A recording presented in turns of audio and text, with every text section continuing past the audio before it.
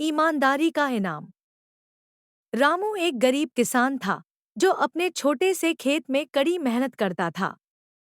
उसके पास बहुत कम जमीन थी, जिससे मुश्किल से 2 वक्त की रोटी का इंतजाम होता था।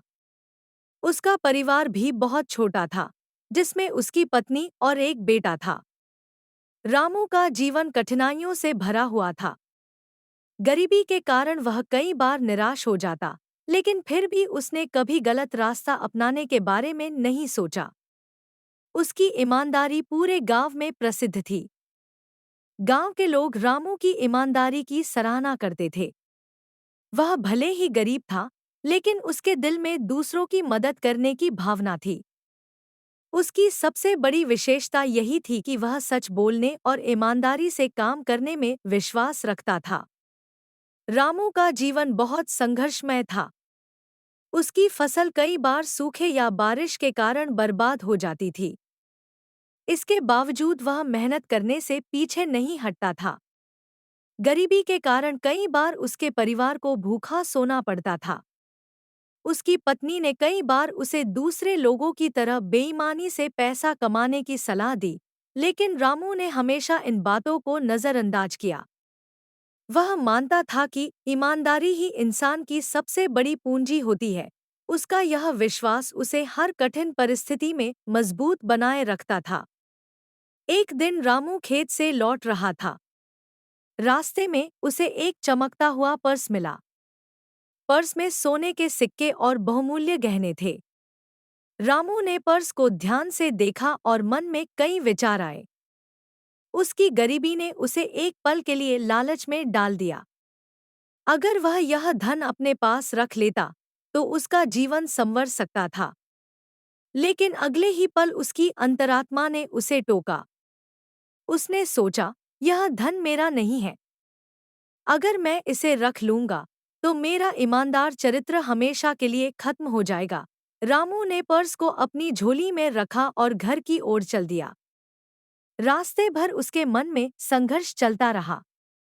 एक तरफ गरीबी और परिवार की जरूरतें थीं, तो दूसरी तरफ उसकी ईमानदारी। जब वह घर पहुंचा, तो उसकी पत्नी ने पर्स को देखकर कहा, भगवान ने हमारी गरीबी दूर करने का रास्ता भेजा है। इसे अपने पास रख लो।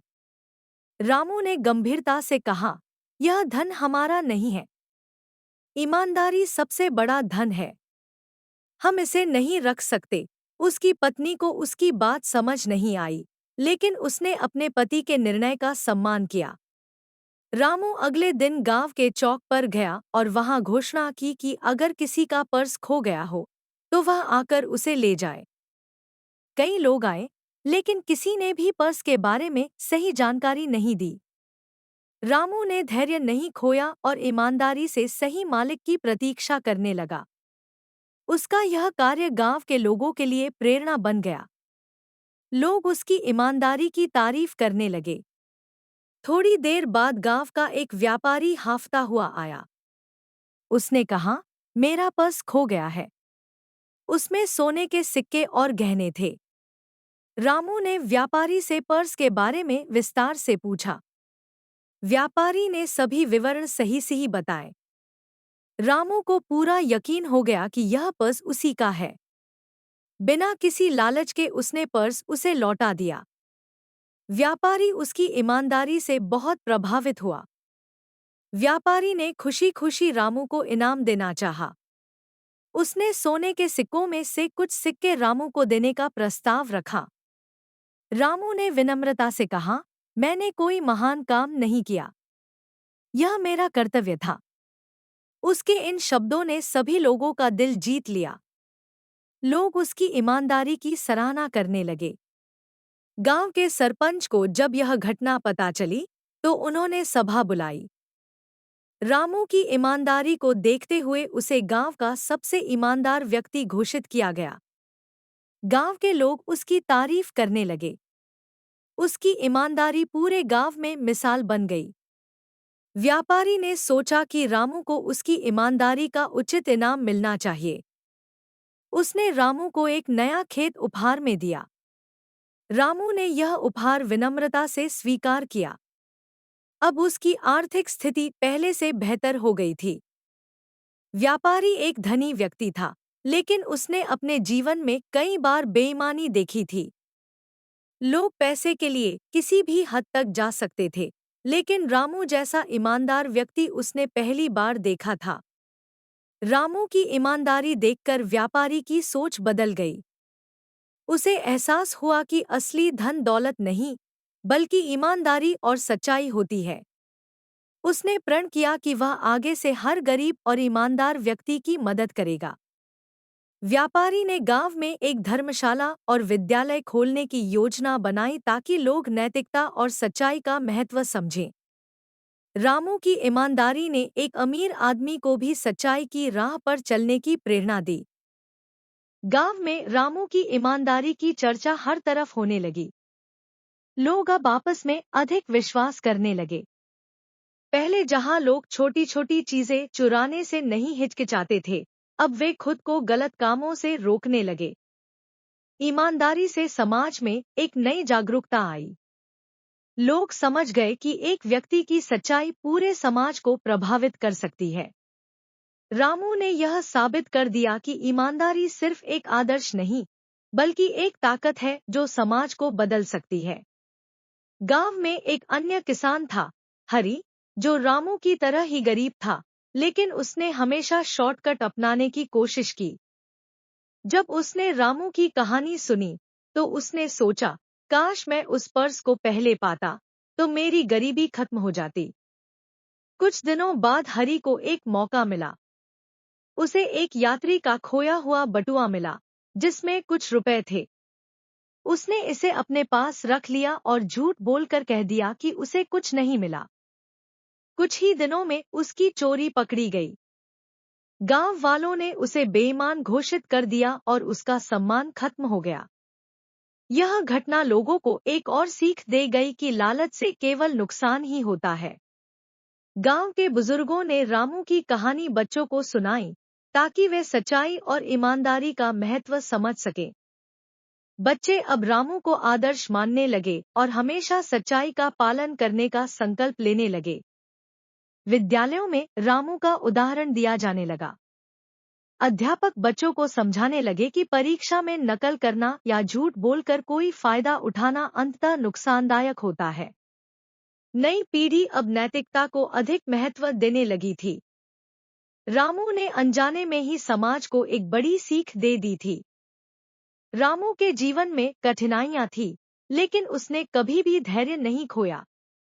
उसने हमेशा ईमानदारी को प्राथमिकता दी, भले ही उसके पास धन संपत्ति न थी। उसकी यह सोच साबित करती है कि सच्चाई और ईमानदारी का रास्ता कठिन होता है, लेकिन जो इस पर डटे रहते हैं, वे अंततः सफलता प्राप्त करते हैं। रामू का धैर्य और सच्चाई ही थी, जिसने उसे समाज में सम्मान दिलाया और उसका जीवन बदल दिया। रामू का बेटा किशोर अब बड़ा हो रहा था।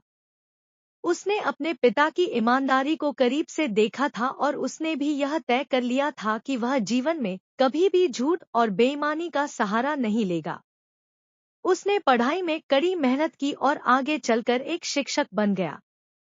उसने अपने छात्रों को भी रामू की तरह ईमानदार और सच्चा बनने की प्रेरणा दी। रामू की ईमानदारी अब सिर्फ उसके तक सीमित नहीं थी, बल्कि उसकी अगली पीढ़ी भी इसका अनुसरण कर रही थी। कहा जाता है कि जब कोई व्यक्ति सच्चाई और ईमानदारी के साथ चलता है, तो प्रकृति भी उसका साथ देती है। रामू के जीवन में भी ऐसा ही हुआ। व्यापारी के उपहार से उसे जो खेत मिला था, उसमें लगातार अच्छी फसलें होने लगी। पहले जो सूखा और बारिश उसकी फसलें बर्बाद कर देते थे, अब उसी खेत में अनाज लहलहा रहा था। यह इस बात का प्रमाण था कि ईमानदारी सिर्फ सामाजिक मान्यता ही नहीं दिलाती, बल्कि जीवन में सुख समृद्धि भी लाती है।